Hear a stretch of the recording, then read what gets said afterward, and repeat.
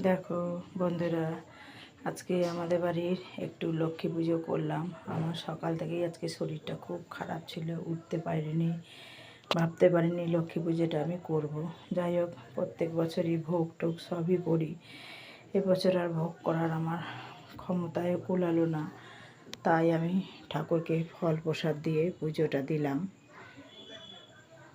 বাড়িতে কেউই নেই, তাই আজকে আমি এইটুকুই পুজোর আয়োজন করেছি। তোমরা সবাই এসো বন্ধুরা, সবাই দেখো, সবারই নিমন্ত্রণ থাকলো, এসে যেটুকু করেছি সবাই মিলে প্রসাদ নিয়ে যেও। আর পুজোটা কেমন করলাম আমার কমেন্ট বক্সে সবাই জানিও।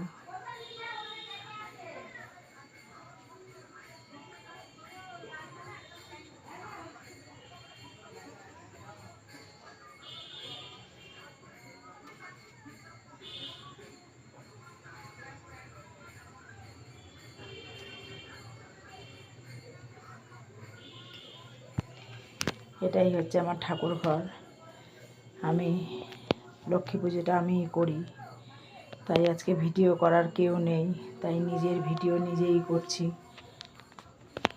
দেখো বন্ধুরা, এই দেখো আমি পুজোটা করেছি, পুজোটা আমার কেমন হয়েছে তোমরা কমেন্ট বক্সে সবাই জানিও।